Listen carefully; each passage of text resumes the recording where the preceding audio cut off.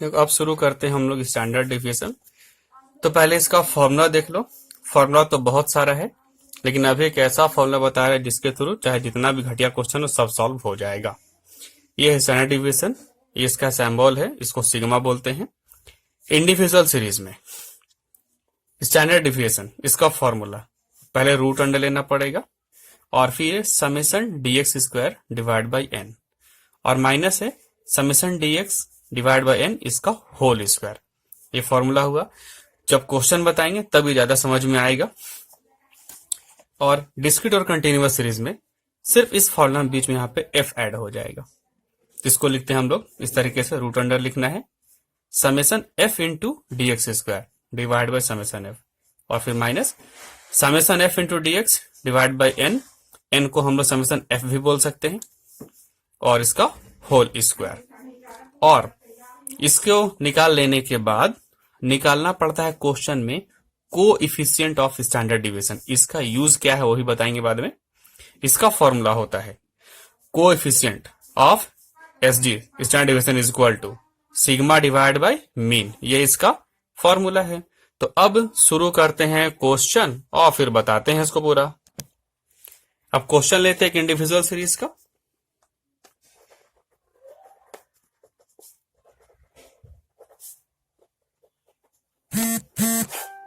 देखो individual series, suppose question बोलेगा find standard division from the following data.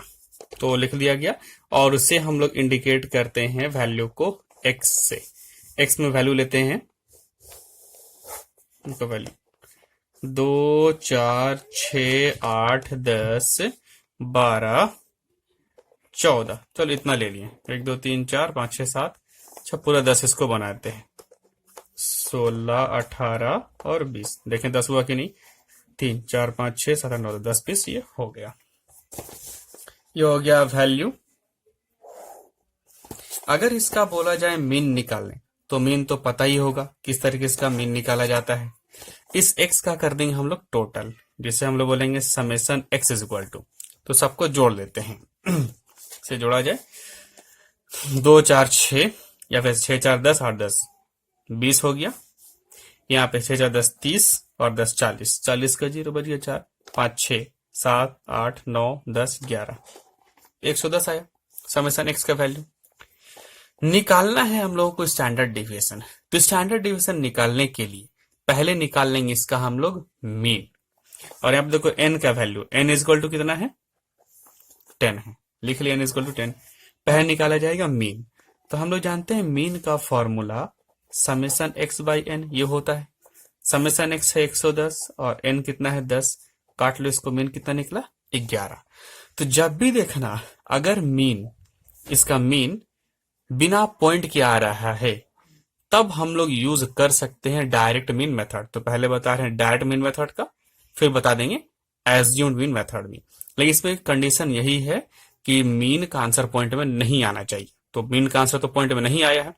अब ये जो आया मीन, इस मीन से इस सारे वैल्यू का हम लोग निकालेंगे डिविएशन, जिसे हम लोग बोलते हैं dx।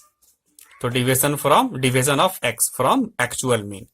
अब एक्चुअल मीन कितना है यहाँ पे 11 है, और ये कैसे निकलेगा, तो x में से हम लोग माइनस करेंगे 11 को, तो घटाते हैं।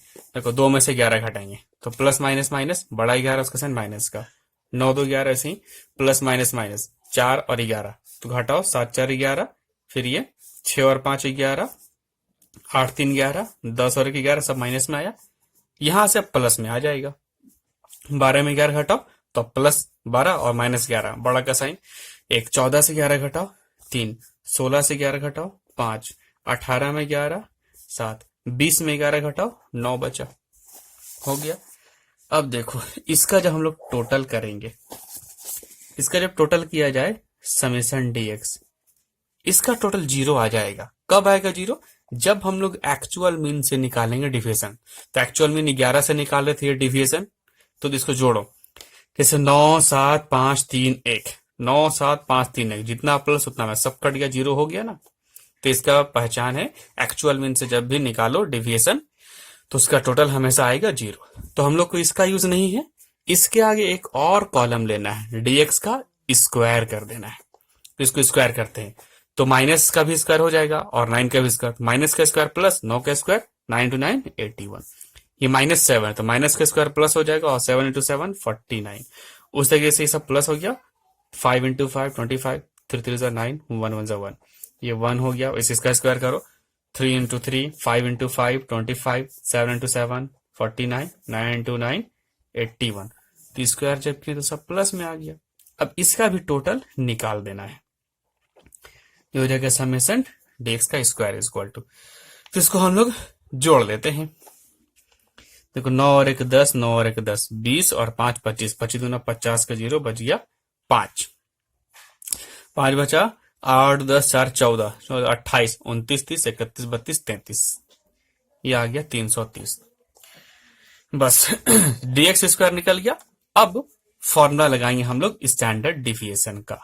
तो देखो स्टैंडर्ड डिविएशन का फॉर्मूला, स्टैंडर्ड डिविएशन जब हम लोग यूज करेंगे direct mean method,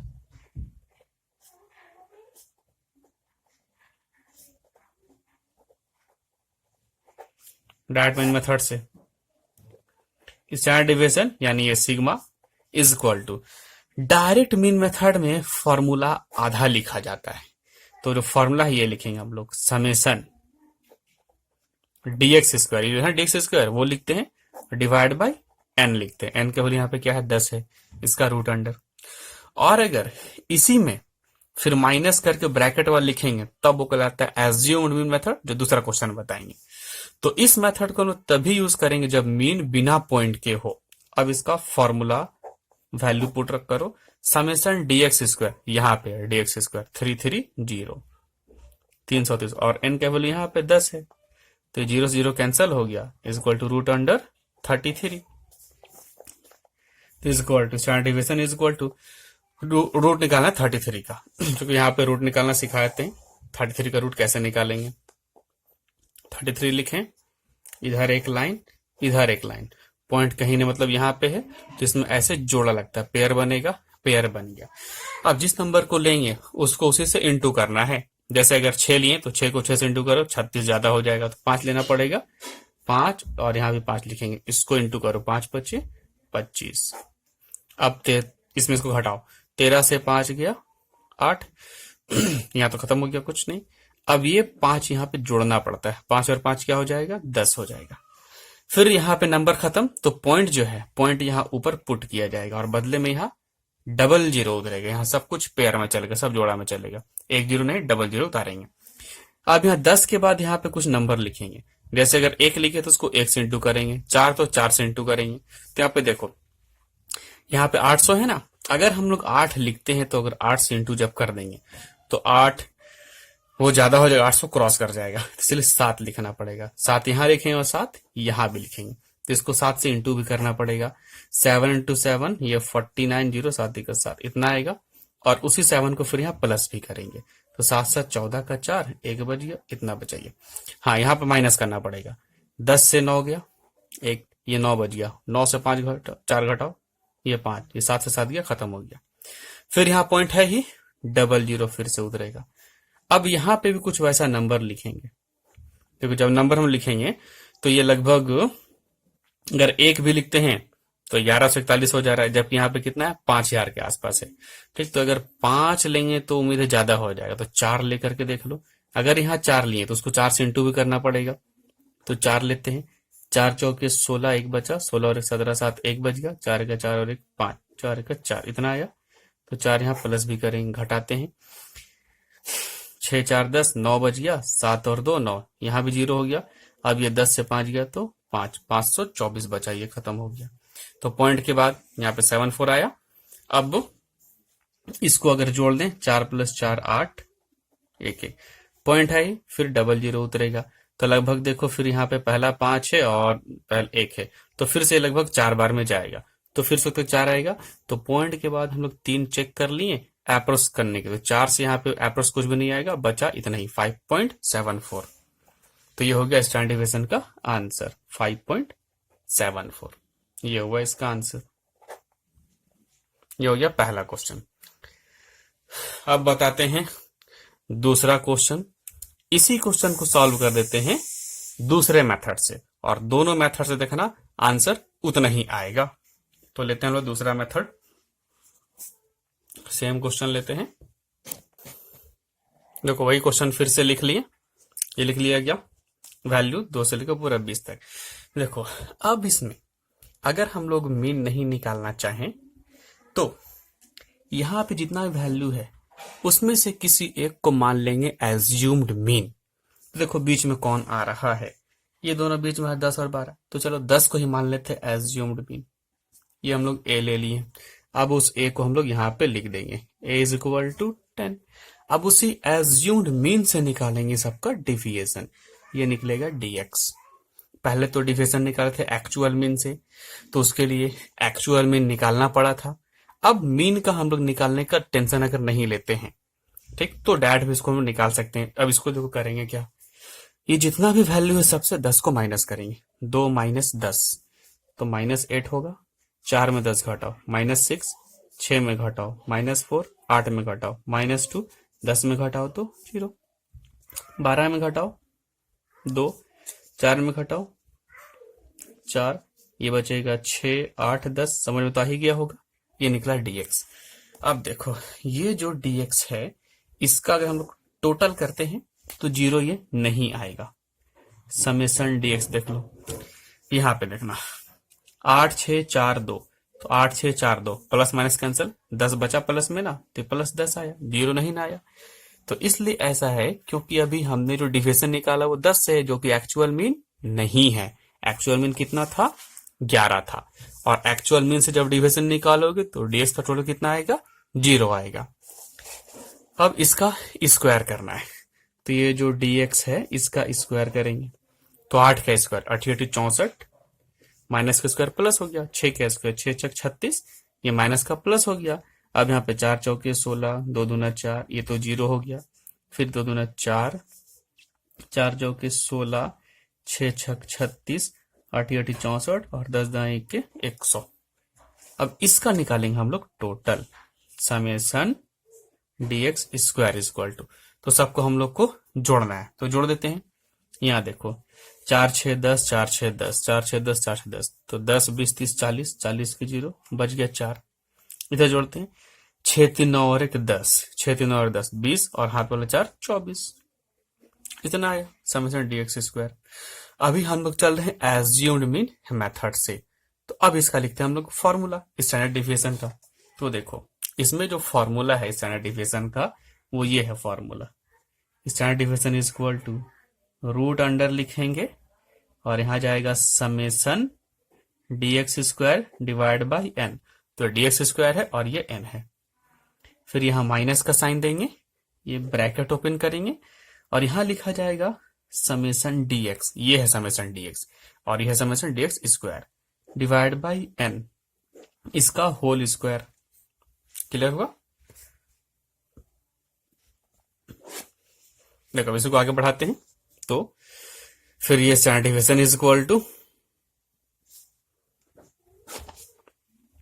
summation dx square 240 है, वो 240 लिखेंगे और डिवाइड बाई n का वैल्यू 10 है, 10 लिख दिए, यहाँ माइनस का साइन, ये ब्रैकेट ओपन किए, समेसन dx वो 10 है, 10 लिखेंगे और n का वैल्यू इत्तेफाक से 10 है, वो डिवाइड 10 लिखें और इसका होल स्क्वायर इक्वल टू, देखो फिर ये कट गया तो ये रह गया 24, ठीक है, और ये माइनस होगा, एक से को डिवाइड करो 1 आया, 1 का स्क्वायर, तो अब ये 24 माइनस 1 का स्क्वायर 1 आ जाएगा।